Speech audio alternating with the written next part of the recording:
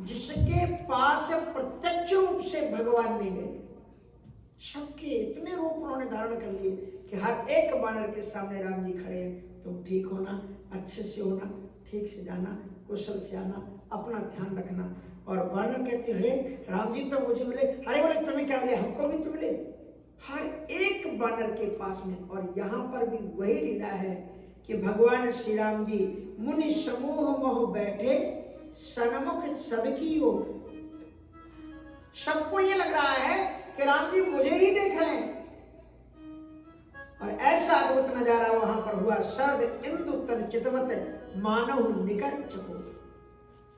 और ऋषियों की स्थिति क्या है कि मानो शरद पूर्णिमा के, शरद ऋतु की पूर्णिमा को जिस प्रकार से चकोर अकटकी एकटक लगा करके देखते हैं चंद्रमा को, उसी तरह से सारे ऋषि लोग अपलक निर्णमेश नयनों से अपने इष्टदेव परमाराध्य प्रभु श्री रामचंद्र जी का दर्शन कर रहे हैं। अत्यंत दिव्य आनंद हुआ।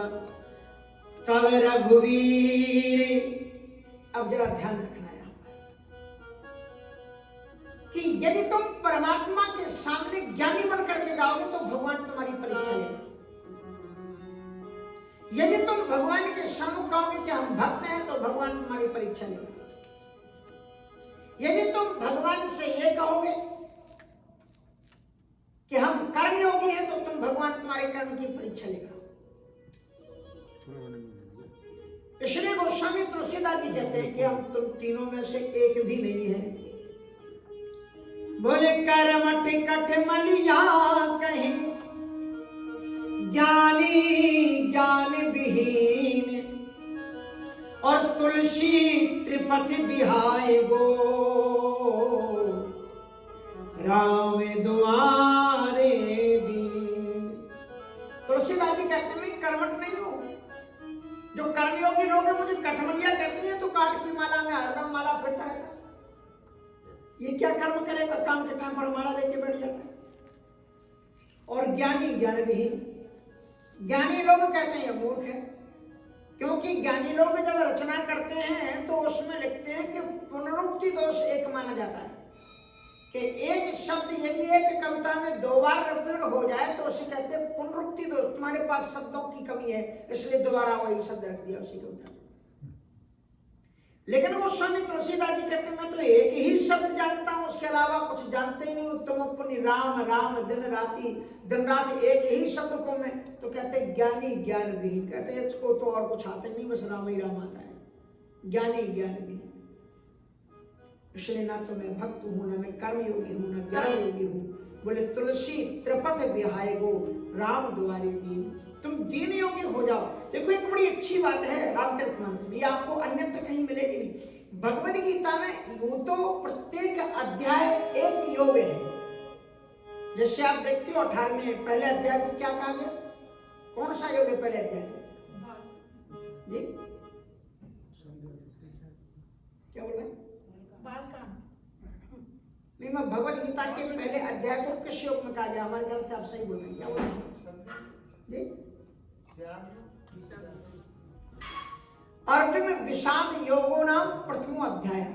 भगवद गीता कभी पढ़ना, ये हिंदू धर्म का साइंस है, डायरी है भगवान कृष्ण की। और डायरी बड़ी इंपॉर्टेंट होती है, इसलिए हर एक हिंदू की ये डायरी है।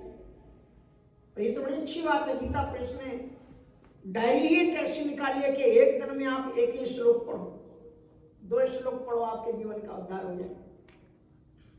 तो बड़ी महत्वपूर्ण है। इसलिए जो भगवद गीता है वो हिंदू धर्म की डायरी है। भगवान जो नोट लिखते हैं किसी व्यक्ति की डायरी बड़ी महत्वपूर्ण होती है, वो पढ़ी जाती है। और भगवान कृष्ण की डायरी है, निजी पर्सनल डायरी है जो उन्होंने अर्जुन को दिखाई। तो we should learn that is very important Bhagavad Gita for Hinduism. Without Bhagavad Gita knowledge, you cannot improve your religious life. So that is very important to learn Bhagavad Gita. क्योंकि अदालत में भी, कानून में भी अगर किसी ग्रंथ को मान्यता दी गई है तो भारतवर्ष में अदालत में किसकी सौगंध खाई जाती है? भगवद गीता की गई है। एक ग्रंथ ऐसा है जो मिलिट्री को भी पढ़ाया जाता है और उसके लिए पृष्ठ वहां पर रखे जाते हैं, उसको पुरोहित कहते हैं। मिलिट्री के बीच में भी पुरोहित रहते हैं और हमारे यहाँ शास्त्रीय आचार किए हुए बच्चे बहुत मिलिट्री के बीच में पुरोहित बने हैं, धर्मगुरु उपाधि होती है और वो गीता ही पढ़ाते हैं। रशिया में कुछ लोगों ने उस पर केस चला दिया, अभी 1-2 वर्ष पुरानी बात है, कि ये तो युद्ध को उकसाने वाला ग्रंथ है, तो जजों को फिर पढ़ना पड़ा उस ग्रंथ को।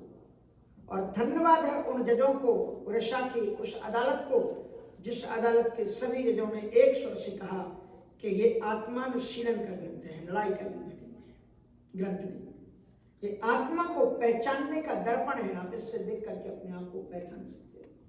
So that I always say that Bhagavad Gita is a divine life, science of divine life. So we should read it every day in the morning time or whenever you have time, you are free for that. If you are going somewhere, you can read that time also. If you are free in your office, you can read Bhagavad Gita. Anytime, anywhere. किसी भी समय पर आप भगवद गीता, तो कहने का मतलब ये है कि ये कुछ जो शास्त्र हैं, हम लोग धनी हैं कि हमारे पास में इतने शास्त्र हैं। इसलिए भगवद गीता का प्रत्येक अध्याय एक योग है, लेकिन 3 योग विशेष रूप से बताए गए हैं और वो है सांख्य योग, कर्म योग और भक्ति योग। सांख्य माने ज्ञान योग, कर्म योग और भक्ति योग। सांख्य योग 2 अध्याय में है, कर्म योग 3 अध्याय में है और भक्ति योग 12वें अध्याय में है। लेकिन गोस्वामी तुलसीदास जी महाराज ने रामचरितमानस में एक तीसरे योग का सृजन किया और वो योग अद्भुत है, वो है दैन्य योग। क्या है? दैन्य योग। बोले हम कर्मयोगी भी नहीं है, हम भक्ति योगी भी नहीं,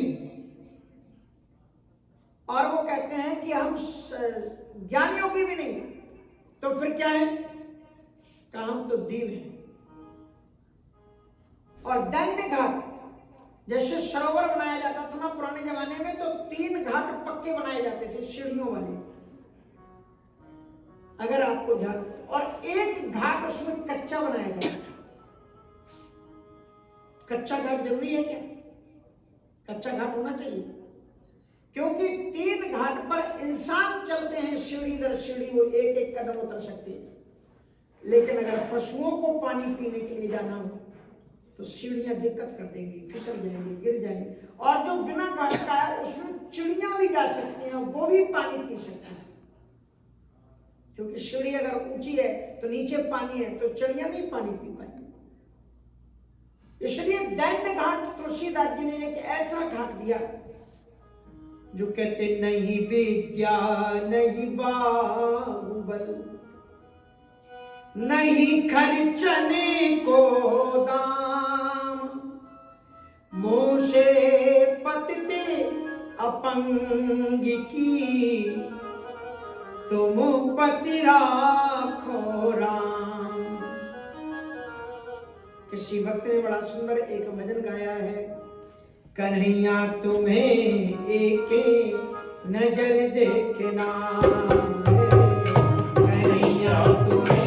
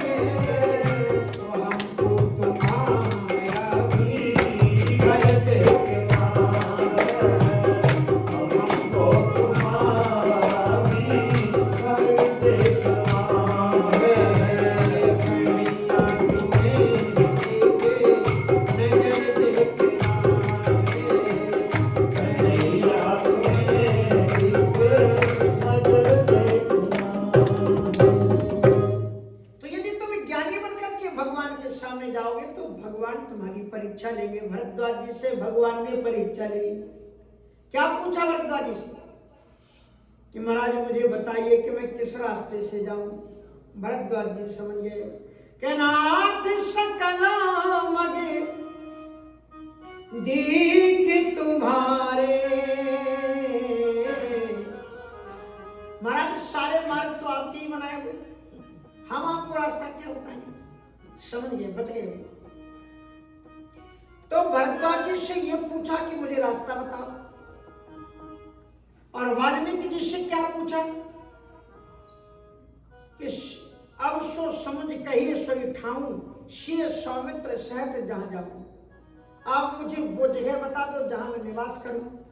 तो वाल्मीकि जी ने भी बड़े आश्चर्य पूर्वक कहा कि महाराज पहले आप मुझे यही बता दो कि आप कहाँ नहीं रहते हो। Because God is omni present, परमात्मा सर्वत्र व्याप्त है। तो जहां ना हो तहां देव कहे तुम्हें दिखावो ठाई। जहां आप ना रहते हो वो जगह मुझे बता दो, वही जगह मैं आपको बता देता हूं। भगवान तो सब जगह में रहते हैं। भगवान शंकर जी ने कहा है कि हरि व्यापक सर्वत्र समाना, प्रेमित प्रगट हो ही में जाना। भगवान सर्वत्र समान रूप से विद्यमान है, इसलिए आप सब जगह रहते हैं। फिर भी उन्हें चित्रकूट जगह बताई। और यहां पर भी बड़ी अद्भुत बात हुई। यहाँ एक तीसरे ऋषि है अगस्त ऋषि। अगस्त ऋषि से भगवान ने क्या पूछा, क्या कह रहे हैं। अविशो मंत्र देहु प्रभु मोहि, अविशो मंत्र देहु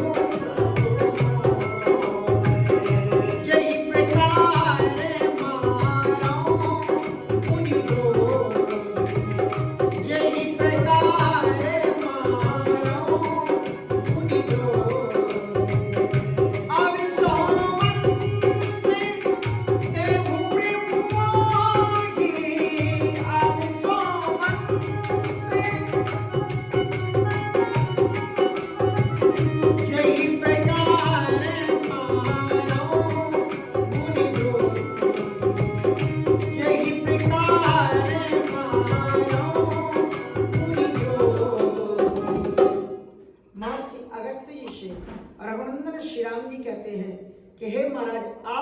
ऐसा मंत्र दो जिस मंत्र के जप से, जिस मंत्र के प्रभाव से ऋषिमुनियों के द्रोही जो राक्षस गण हैं इनको मैं मार सकूं।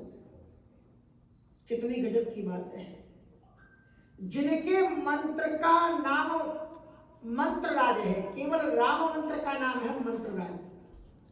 मंत्रराज नित जपहि तुम्हारा, पूजहि तुम्हि सहत परिवारा, तर्पण होम करें विधि नाना। मंत्रराज किसे कहते हैं। राम मंत्र को मंत्रराज कहा गया है, क्योंकि खड़क्षरम महामंत्र चतुर्वर्ग प्रदायकम।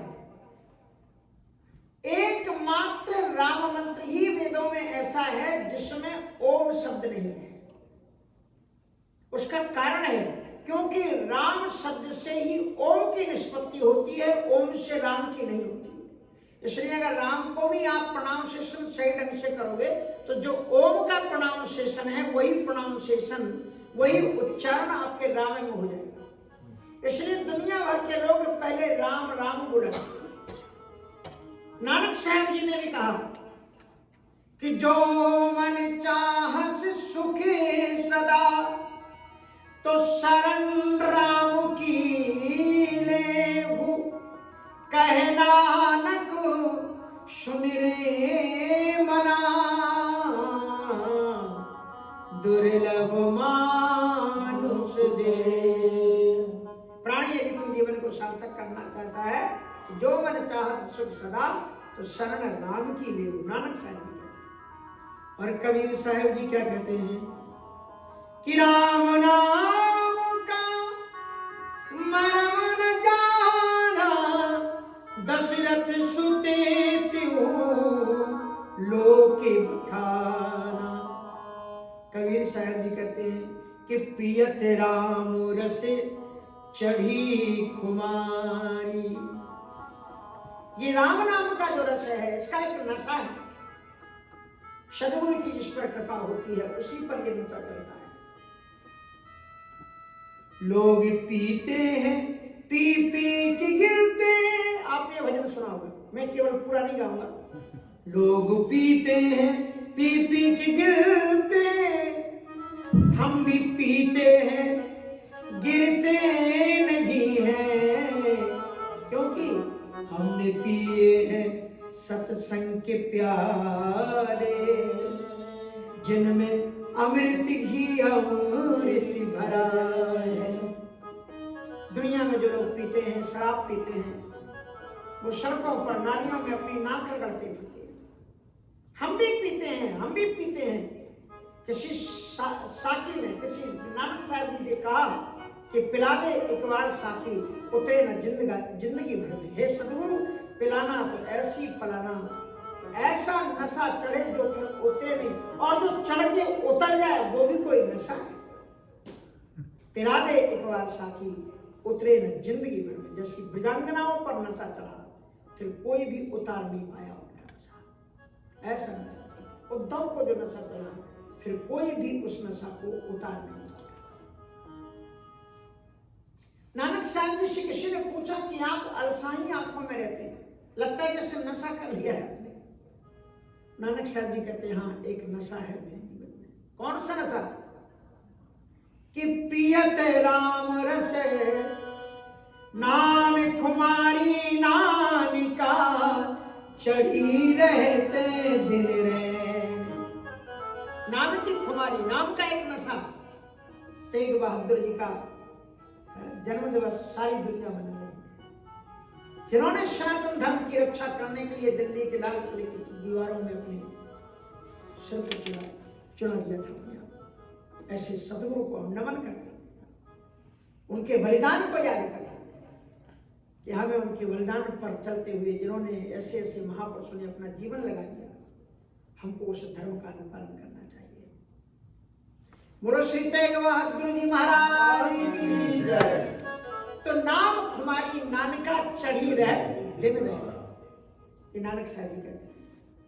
और कबीर साहब जी कहते हैं कि पियत राम रस चढ़ी खुमारी। ये ऐसा नहीं। तो ये जो राम नाम है ना, काशी में जाओ वही आपको सुनाई पड़ेगा। राम नाम सत्य है, सत्य बोलो गत्य है। राम नाम की अतिरिक्त दुनिया में तुम पुनि राम राम दिन राती। भगवान शंकर जी भी दिन रात राम राम ही जपते। तो महाराज, जिनका नाम ही मंत्र राजा है, मंत्रों में राजा है, और वो जिसका नाम ही मंत्र है, राम नाम से बढ़कर के कोई मंत्र नहीं है, वो भगवान राम खुद पूछ रहे हैं महर्षि अगस्त्य जी से, अब सो मंत्र देव प्रभु मोही, और जही प्रकार मानव मारव गुरु द्रोही। ऋषियों के जो द्रोही राक्षस हैं, आप ऐसा मंत्र हमें दो कि हम उस मंत्र के प्रभाव से। वैसे अगर आप वाल्मीकि रामायण में पढ़ोगे तो आदित्य हृदय नाम से स्तोत्र है, जो महर्षि अगस्त्य जी ने भगवान श्री राम जी को रणभूमि में बताया है, जब रावण मर नहीं रहा है, तब आदित्य हृदय स्तोत्र बहुत सुंदर है। आप कभी गीता प्रेस में मिल जाता है, या आप गूगल में भी लिखोगे तो आदित्य हृदय स्तोत्र आ जाएगा। कोई भी आप संकट में हो, कोई भी दुश्मन, लड़ाई झगड़ा कुछ भी हो, आपकी विजय हो, उसके लिए ये इसका पाठ किया जाता है। तो ऐसे महर्षि अगस्त्य जी से अब सो मंत्र देवो प्रभु मोही। तो महाराज महर्षि अगस्त्य जी मुस्कुरा दिए, कहा कि वाह प्रभु, आप मुझसे ही पूछ रहे हो कि आपका मैं मंत्र बताऊं, कौन सा मंत्र बताऊं। मुनि मुस्काने सुने प्रभु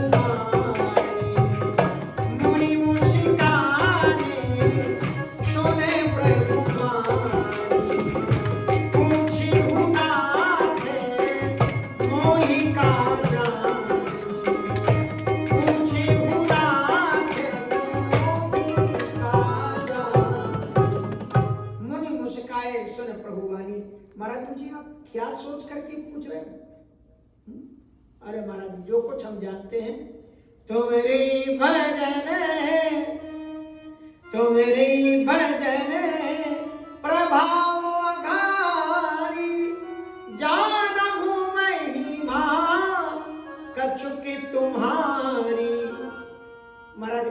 आपके भजन के प्रभाव से ही थोड़ी बहुत हम आपकी महिमा जानते। महर्षि अगस्त्य जी ने राम जी की महिमा बताते हुए क्या बताया? गजब की 2 चौपाइयां। उमर तरु विशाल तब माया, फल ब्रह्मांड अनेक निकाया। उमर तरु विशाल तब माया, फल ब्रह्मांड अनेक निकाया। जीव चराचर जंतु समाना, भीतर बस बिना जानहि आना। ते फल भक्षक कठिन करारा, तब भय डरत सदा सुधारा। ते तुम सकल लोक पति साई, पूछ मोहे मैं तुझकी नाई। बड़ी सुंदर बात महर्षि अगस्त्य जी ने इन 4 चौपाइयों में राम जी की महिमा कही है। उमर तरु विशाल तब माया, फल ब्रह्मांड अनेक निकाया। आपकी जो माया है उमर के फल की वृक्ष की तरह है। उमर का फल देखा आपने? वृक्ष देखा? गूलर भी कहते हैं उसको। तालाबों के, नदियों के किनारे होती है। अगर आपने देखी उसमें गोल गोल फल होते हैं, लाल लाल से। बचपन में तो हम लोग खाते थे, अब नहीं खा सकते, क्योंकि उसमें जो होते हैं अंदर से अनंत कीड़े होते हैं उसके अंदर में, क्योंकि दिखाई नहीं पड़ते। जैसे आप दही को ही देखो अगर दूरबीन से तो आपको पता लग जाएगा। तो उमर तरु विशाल तब माया, फल ब्रह्मांड अनेक निकाया।